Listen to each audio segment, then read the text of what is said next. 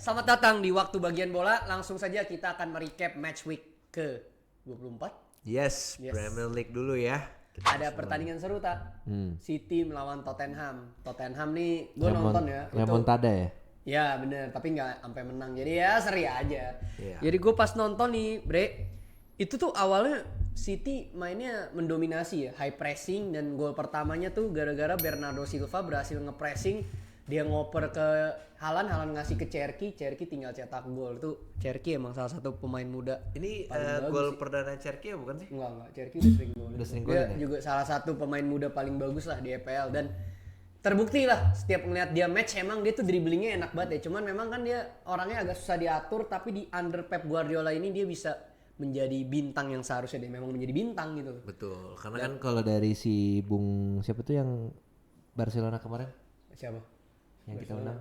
Oh, Bung Fajar De Jong. dan Bung Fajar De Jong ini katanya bilang kalau Pep Guardiola itu bila pemainnya sudah masuk dalam rencana Pep Guardiola akan terus dikembangkan. Bener gitu. banget, dan kebukti ya. Dan Cherki itu pasti andalannya Guardiola, dan yang lain-lain pasti dibuang. Bener, yang gak sesuai skema pergi gitu ya. Betul. Terus kita juga lihat Semenyo juga cetak gol tak?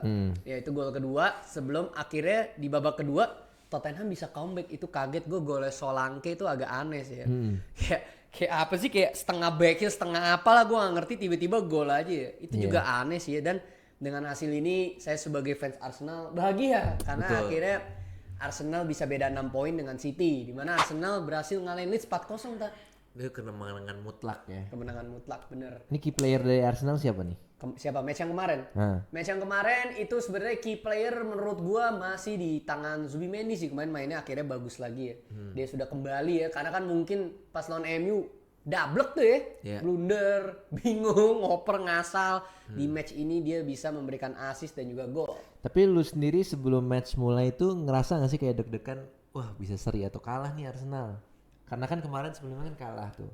Gue jujur ekspektasi udah gue turunin dikit. Karena kan berkaca dari musim lalu kita udah sempet beda berapa sama City, kekejer. Jadi gue sekarang kayak agak ya udahlah, kalau emang udah saatnya juara deh gitu loh. Tapi dan semakin kesini ya akhirnya juga bener kata lu, semakin was-was juga. Bagaimanapun namanya kita suka klub ya, deg-degan juga. Ini kan gimana pun kita terakhir juara itu 2004 loh. Tapi juara EPL. mentalnya dengan skor 4-0 tuh ya bagus sih buat Arsenal. Dan apalagi Arteta bisa memberikan semangat lah, moral untuk pemain-pemainnya, dan sehingga bisa menang 4-0. Sedangkan Leeds ini kan sempat dijadikan kuda hitam kan.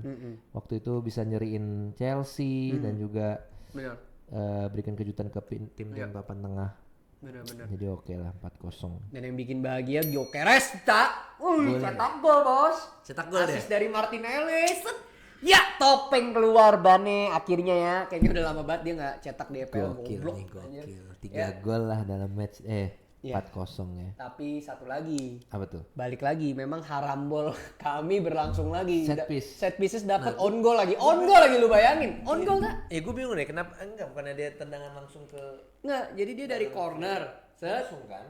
Corner terus kipernya kayak salah nangkep. Jadi gol anjing. Iya, tapi kenapa sih netizen tuh selalu bilang Harambol gitu. Arsenal tuh gol dari set piece. Nah, coba pembelaan lu tuh. Defense gue ya, sebagai fans ya. Ini seneng nih gue, di Devil's Advocate dia nih memang. Jadi kalau pembelaan gue, sekarang gini deh. Untuk goal open play itu kan gak gampang. Apalagi di EPL, musuh main low block. Jadi kita kan harus cari cara nih tak. Apa yang bisa kita lakukan untuk memanfaatkan peluang menjadi gol. Ya salah satunya set pieces lah. Dan gue melihat pembelaan gue, tim-tim yang dulu juara EPL biasanya juga oke dalam set pieces. Let's say City yang treble, itu mereka jago banget dalam melakukan set pieces loh. Karena masih punya Riyad Mahrez dulu. Jadi menurut gue sebagai pembelaan gue, set pieces tuh bagian penting untuk tim bisa juara. Coba dulu Chelsea kenapa bisa comeback Bayern di UCL? Set pieces kan, Drogba nyundul. Jadi ya pembelaan gue, set pieces adalah bagian dari game. Kalau lu nggak suka, ya tim lu dilatih dong set piecesnya. Iya, berarti dia mengoptimalisasikan terkait tendangan sudut dan juga free kick ya. Ini namanya ada peluang, you should take the chance dong gitu. Nah, tapi ada juga netizen bilang katanya ngalang-ngalangin kiper nih bos gitu. Lah, nah kan itu iya. pembelaan lu gimana? Pembelaan gue, di peraturan kan tidak ada rule booknya yang kayak dilarang berdiri di samping kiper. Betul, Berarti tuh. kan dia pinter dong Arteta memanfaatkan celah. Iya, Sama kayak sistem ya. kayak ya sekarang kita bicara apapun nih, kalau ada celah pasti dimanfaatin dong. Iya. Apalagi kalau untuk kemenangan atau keberuntungan atau kecuanan kan. Iya. Menurut gue sih pembelaan gue seperti itu. Jadi dia ngalanginnya gimana sih? Jadi badannya Ya, gede. jadi sebenarnya memang untuk beberapa pemain yang besar itu dia akan taruh di center nih, kita. Oh. Taruh di center terus pemain besar siapa? Gabriel contoh biasanya atau Saliba buat ngegerayongin kiper biar bingung tuh. Nah, nanti biasanya pas udah corner pemain Arsenal langsung maju semua gitu kan. Iya Untuk sih, anjing keren untuk bisa menyambut bola-bola enak tersebut. Gitu sih biasanya. Ini gimana nih, jelasin nih tim Anda bisa menang 3-2 gimana nih? Let's see, nih gue juga sebenarnya deg-degan ya. Iya. Lawannya Fulham, apalagi nanti kalau misalnya lawan-lawan West Ham, Burnley, Bournemouth, MU lebih Oh, takut. lu lebih takut lawan-lawan yang kayak gini ya? Iya, karena kita saking meremehkannya, nah akhirnya bubar tuh. Kemarin di babak kedua tiba-tiba bisa kebalap Iya. 2 gol itu gue juga udah ketar-ketir. Apalagi emang Fulham kan sempat bikin Iya. Liverpool Lemes juga kan, udah menang langsung diseriin lagi. Bener. Dan itu karena menurut gua lini tengahnya itu mulai kendor dan Gua, pas di iya, babak kedua itu Bener. kita nggak berani ngambil posisi lagi, nggak kayak bertahan doang. Buat apa bertahan, masih ada Dalot. Nah, iya gak bisa defend percuma ya. Nggak bisa defense, mendingan kita ambil. Oh, gue nonton kan Menurut kemana lu ya. Gue lihat tuh yang salah adalah Casemiro ditarik cuy babak kedua. Iya. Semenjak itu Anda diserang mulu saya lihat-lihat karena Casemiro banyak potong bola kemarin gue lihat. Jadi gini, rumornya itu kenapa Casemiro itu ditarik di babak kedua? Karena kan ini kan akan tahun terakhir Casemiro. Oh iya benar. Dan dia akan pasti dipergi ke tim-tim Arab. Karena duit ya, money ya. Tuh, kalau dia cedera Nggak jadi ya? nggak jadi cuan. Jadi begitu. Oh, itu teori yang masuk akal benar. Dan kenapa dia tiba-tiba jadi jago Batak? Itu deh. Oke, yang Tiba-tiba pertama bener gak tapi? yang Coba. pertama arahan dari Carrick ya sudah pasti. Oke. Kalau dari Amorim kan lu ditahan untuk hanya defend kan. Oke. Nah, kalau misalkan dari Amorim dia hanya defend, tidak boleh menyerang. Iya. Tapi posisi dia dulu di Real Madrid kan menjadi pemain tengah yang bisa menyerang juga gitu. Jadi Hebat ya Carrick boleh. alasan nih. Alasan yang dan ini gimana komentar lu Sesko mencetak gol kemenangan? Gimana? Nah, gimana ini udah menurut gua sih hoki. Anjing, gue pikir udah ngomong udah saatnya. Kagak, lu tadi udah pada panik kan? Iya sih. Itu juga hoki anjir. Tapi dia nyundul kena tiang loh sempet pas baru main. Iya itu kalau menurut gue sih hoki sih karena itu susah sih buat yang turn back langsung tendang. Biasanya kan tendangnya agak ke kanan kan. Dan itu juga goib sih golnya itu hoki sih. Gue bilang ya hoki kayak Maceda itu. Iya. Kayak Maceda. Federico Maceda dulu ya, wonderkid MU. Tapi a win is a win lah. Win win. Dan lu sekarang cuman beda berapa poin? Tipis nih sama Aston Villa gue lihat di peringkat 4 sih ya. ngincer kayak ngincer 2 atau 3 atau iya 3 lah. Ini kita lihat ya mungkin dapat atau tidak karena nih udah 3 match menang terus nih. Iya. Dan Carrick hanya membutuhkan 4 match untuk menang 3 kali berturut-turut. Amorim butuh 15 bulan. 15 bulan. 15 bulan gue udah lihat datanya. Anjir. Gimana tuh? Ini emang pelatih sampah. Tapi apa sih Bre yang ngebedain banget permainan Amorim dengan Carrick nih menurut lu? Yang sudah jelas Amorim itu pakai 3 back ya. Ya, karena dia emang nggak mau pakai Dalot gitu. Terus yang kedua si strikernya itu lebih takut karena arahannya itu mempercayai si Bruno Fernandes gitu. Karena kan Bruno Fernandes dipaksa kerja terus sama Amorim tuh. Iya. Dan akhirnya sayap kanan sayap kirinya jadi takutan buat ngegolin atau membuat langkah-langkah yang aneh-aneh gitu. Iya. Dan yang terakhir Amorim Goblok. udah jelas. Sudah jelas. Oke, mantap ya MU ya. Kita lihat nanti bagaimana nih kelanjutan dari kisah dengan Carrick ini ya, kisah manis nih sejauh ini ya. Ya. Lalu kalau tadi lu ngomongin comeback, ada 2 tim yang comeback juga nih. Chelsea itu tadinya sempat ketinggalan 2-0, gue juga nonton. Kaget tuh gue. Kaget gue babak pertama sampai 0-2 tuh. Wah, ini goblok banget dalam hati gue ya pas nonton. Kasian sih. Tiba-tiba 3-2 itu juga gol-gol, 2 gol tuh gol sundulan Joao Pedro dan juga Marco Kurela sebelum akhirnya Enzo Fernandes bisa menyelesaikan. Itu operan dari pemain tengahnya Chelsea siapa sih? Kalau yang gol terakhir tuh bagus tuh dia komposernya, dia Lupa lagi siapa. Malah umpan ke kiri, gue nggak expect tuh. Gue ingetnya itu gol yang kedua tuh. Gol terakhir dulu nonton. Gue lihat Itu kan dia Fernandes, kalau tapi dia gue nggak harus tahu siapa yang ngoper. tendang, kan langsung tendang tuh harusnya tuh. Dia malah oper ke kiri. Ya itu berarti memang bagus lah ya. Iya. William Rowe senior luar biasa, Anda bisa membuat Chelsea dalam jalur kemenangan terus ya. Betul. Lalu di match yang lain yang juga comeback, tapi ini epic comeback. Liverpool lawan Newcastle itu sempat ketinggalan 0-1. Dari 1-1 babak kedua. Dan tiba-tiba Ekitike mengamuk dan Florian Wirtz juga main sangat bagus ya. Ini menurut gua kombinasinya udah padu nih ya, duo mantan pemain Bundesliga ya. Kan si Ekitike dulu di Bundesliga di Frankfurt ya tepatnya, dan juga Wirtz dari Leverkusen nih, kayaknya tiba-tiba mereka nyetel banget. Dan gue udah bilang ya dari awal Wirtz ini sebenarnya jago dan bener aja kan. Udah mulai nyetel dia juga. Apa yang ngebikin Wirtz ini jadi lebih pede? Gue lihat dia emang sebenarnya kemarin itu bukannya dia jelek ya, Ganti kemarin-kemarin. posisi apa Posisi ganti tuh main dia playstyle? main di AM. Dia kadang bisa main di sayap kiri. Kalau gue merasanya ini sih, dia itu di awal-awal emang udah bagus, maksudnya secara progresif pass bagus, direct boleh oke, movement without boleh bagus. Tapi sekarang outputnya jadi kelihatan kan, dia cetak gol dan assist yang berujung gol. Itu aja sih menurut gue. Oke. Dan jadi oke banget sih. Dan Berarti nggak ada perubahan yang dilakukan sama Hansi Flick terkait Wirtz? Apa dia emang nunjukin potensinya aja udah? Gue rasa Slot nggak melakukan banyak perubahan sih, memang dia akhirnya nunjukin aja sih, memang ini sejatinya Florian Wirtz seperti ini. Berarti emang dari di jiwa pribadinya ya. Jiwa pribadinya kayak udah gue kesel banget dikata-katain mulu akhirnya. 007 009 Iya bener, 010. awalnya sempet jadi agen 007 ya. Enggak, lebih ya, agen Iya lebih 010. malah sampai 8 match kali ya sebenarnya ya. 8 match 0 gol 0 assist ya. Cuman memang kalau gue ngeliat itu karena kemarin belum ada outputnya aja. Padahal sebenarnya secara permainan nggak buruk, bukan yang terburuk di Liverpool, malah lebih better dari Salah dari kemarin-kemarin memang. Ya jadi inilah Liverpool sudah mulai comeback gue lihat ya. Mungkin Slot karena takut dipecat bre, udah mulai panik, udah deh menangin aja deh. Daripada aneh. Iya udah daripada posisi gue terancam ya.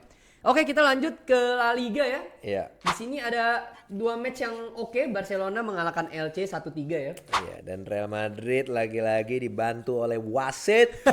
Gimana tuh, boleh diceritakan? Iya, jadi itu udah 1-1 dan menit tambahan itu 9 menit ya, tuh tepuk Bernabeu tuh pada tepuk tangan. Iya. Terus lagi-lagi Vini Junior tidak bisa melakukan finishingnya dengan baik. Dan Brahim Diaz jatuh. Pura-pura jatuh, tapi emang ditarik sih gue lihat. Jadi itu bukan pura-pura dong. Iya, cuman pas banget lagi itu. Kalau pura-pura kan langsung nggak ada tarik, langsung ya ini. Ini beneran ditarik. Iya, gimana dan yang tanpa bener, VAR gitu, maksudnya tanpa gitu. wasit ngecek VAR, emang nunggu dulu dan akhirnya Mbappe lagi-lagi jadi eksekutor. Gokil sih Mbappe. Mbappe emang jago banget ya. Kan Anda sudah bilang ya, Mbappe striker terhebat kan. Yes, sepanjang masa. Wah tuh, tambahin lagi nih guys, sepanjang masa. Bahkan dia mengalahkan Ronaldo 9 tuh ya. Sepanjang masa kata. Tunggu 10 tahun lagi kita lihat. Oke, kita Karena lihat. kan Ronaldo 9 Iya. kakinya ya Iya. kurang ya. Gitu. Tapi sama Andri jagoan mana? Mbappe ya? Si Henry sih. Anjing nah tadi katanya sepanjang Ya, masa. Henry tuh gak tahu dia gayanya keren. Maksudnya dia bisa yang juggling gitu lah. Aneh-aneh gitu ya. Karena korbannya tim Anda kan. Iya. Korbannya Hancur. MU. Oke, kita lanjut ya. Atletico Barcelona berapa? pertandingan yang nggak penting karena 0-0 ya. Gue nonton sebentar doang Iya, ngantuk Levante. seperti biasa, nonton Atletico Madrid tuh ngantuk sih selalu. Ya. Barcelona 3-1. Barcelona memang selalu hebat. Kita lanjut ke Serie A. Paling yang gue note di sini adalah Juventus mengalahkan Parma 1-4. Itu pas gue lihat ya, memang Bremer ini mencetak 2 gol dari sundulan, kemelut gitu ya. Tapi Kepren Thuram sebenarnya gue ngeliat ini pemain kelas banget sih. Kepren Thuram. Kepren Thuram ini anaknya Lilian Thuram tak? Kalau tahu dulu legenda Prancis. Dan dia ini salah satu playmaker terhebat bahkan gue bilang di Serie A saat ini menurut gue. Dia tenang tapi fisiknya juga kuat. Thuram nih yang saudaranya di Inter ya? Iya, Marcus Thuram. Itu Kan kan dia striker back kan? saudaranya. Kalau Marcus Thuram tuh striker. Kalau sini? Kepren ini MC, midfielder center atau bisa jadi DM juga. Oh, anjir. Iya, jadi dia nih Hybrid ya? Hybrid bener kata lu. Jadi badannya kuat nih, Bre. Maksudnya strength-nya iya, physicalnya kuat. Tapi playmaking skills-nya ada gitu loh. Ini pemain jarang kayak gini menurut gue di era Berarti sekarang. dia bisa playmaker, Iya, bener. bisa juga defend. Iya, jadi ini menurut gue pemain yang bagus banget. Dan dia switch di tengah-tengah apa setiap match ganti? Nggak, dia kadang main di CM kadang di DM. Oh berarti nggak kayak switch tiba-tiba di pertandingan. Mungkin terjadi Ada juga. nggak ya kayak gitu, keren ya? Sering dong, pasti dong. Jadi pas lagi nih, keprem lu. Sering lah, misalkan kayak Arteta, kalau formasi template-nya 4-3-3. Kalau lagi nyerang kadang jadi 4-4-2, itu sering terjadi biasanya sih. Pelatih-pelatih emang pasti kayak gitu, harus bisa adjust di tengah pertandingan. Jadi siapa yang lagi langsung main ya? Iya benar. Nah ini Kepren menurut gua salah satu paling mantap. Seri A di siapa situ. sekarang yang Inter masih nomor 1. Inter Karena nomor satu. menang lagi nih 2-0. udah beda berapa poin sama? Inter ini sejauh ini kita lihat ya, Seri A ya. Saya sih tadi lihat memang nomor 1 masih Inter Milan ya. Tiba-tiba ada gangguan. Ah ini kita lihat ya. Ya Inter masih nomor 1 ya. Agak beda jauh nih ternyata nih. Beda berapa poin? 55 sama 47, beda 8 poin tiba-tiba. Anjir itu udah jelas dong. Tapi Milan ada tabungan 1 pertandingan. Jadi kalau dia menang berarti bisa beda 5 poin. Jadi kayak masih bisa lah. Nomor 3 ada Napoli ya, 46 poin. Napoli ini lagi agak kurang performa nih, menurun dikit nih, nggak tahu kenapa ya. Karena Soalnya kan Bandai cedera kan. ya bener kata lu ya. David Neres cedera, De Bruyne cedera, si Ange Zamboa-nya juga cedera tuh, midfielder center dia. Jadi memang lagi krisis di situ sih. Wah, Como nih ya. Como sih Kayaknya mereka ngincer Europa League sih harusnya. Memang seharusnya mereka dapat ya dengan performa yang sekarang sih. Iya. Tapi dia ketahan sama Atlanta tuh 0-0 tuh. iya nih, Atlanta emang kuat Ya, sih. Atlanta memang salah satu tim yang kuat juga ya. Kebobolannya dikit loh Atlanta. Iya bener 20 doang. Ngebobolin 30. Anjing miskin banget ini.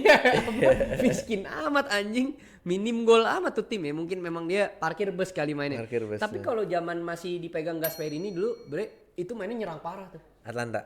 Tapi kan sekarang Gasperininya ke Roma ya. Nah jadi sudah ganti pelatih, mungkin adjust lagi strateginya kan. Itu sih untuk Serie A ya. Napoli juga menang 2-1 Ini ya. Bundesliga nih. Ah! Aduh, Bundesliga ya? Tim babang Jerman Bayern Munchen. Seri. Ini sebenarnya banyak yang harus saya bicarakan juga di sini sih ya. Ini wasitnya curang ya. Emang ya? Jadi kemarin Munchen banyak kena keputusan-keputusan wasit yang nggak jelas tuh. Harry Kane tiba-tiba kartu kuning padahal musuhnya diving tuh. Nggak jelas kemarin juga. Oh iya. Terus additional time ya. Lu bilang kan tadi 9 menit udah gila tuh Madrid. 16 menit. 16 menit 16 menit. Coba lu gila main apaan anjir? Tapi nggak bisa golin deh 16 menit. Nah itulah. Karena sebenarnya Munchen awalnya tuh udah lagi unggul 2-1 sebelum kebobolan lewat gol sundulan musuh. Selalu emang kenanya tuh kelemahannya sundulan Set selalu. piece ya? Iya dan Neuer ini juga hampir lagi. Bukan set piece sih kemarin, cuman open play, cuman sundulan sih. Nah Neuer ini kemarin kembali lagi tadi kan biasanya suka terlalu berani ya. Maju-maju bre sampai depan, hampir kebobolan kalau kagak ada Alphonso Davies, udah tuh kalah tuh Munchen 3-2 tuh. Oh iya? Anjir, emang gue bilang kadang-kadang kan dia suka gitu, ada bola long ball ya kan, maju anjir, tapi digocek sama musuhnya, diangkat boleh, terus ditendang kan sama temennya, hampir gol, untung Davies lari kenceng nyetop anjir. Di dalam otaknya pasti ada yang kepencet emot gitu. Kepencet R1. Kepencet R1. Enggak, segitiga belum. Oh iya bener. Kepencet anjing lari anjir goblok anjir. Neuer. Lagi-lagi ya. Ini udah kemarin sempet kalah lawan Augsburg, sekarang kita seri lawan Hamburg. Ini Munchen lagi agak slam dikit sih gue ngeliat nih, nggak tahu kenapa ya.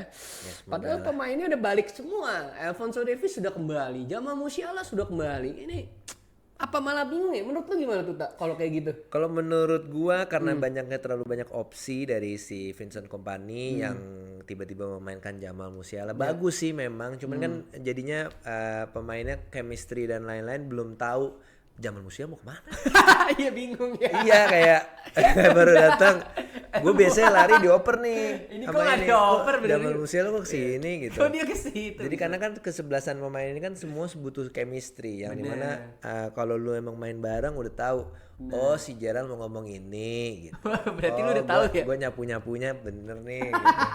Ya itulah mungkin Iya, karena iya, dari situ dan akhirnya si Diaz Nunes siapa? Apa? Luis Diaz tuh dari kiri tuh Ya dia cetak gol sih kemarin. cetak gol tapi ya tendangan-tendangan corner pun juga Bayern Munchen nggak ada yang bagus ya harus belajar tuh dari Belajar dari Arsenal ya. iya Emang set piece cornernya agak nggak ada kurang yang- sih nggak ada yang jujur.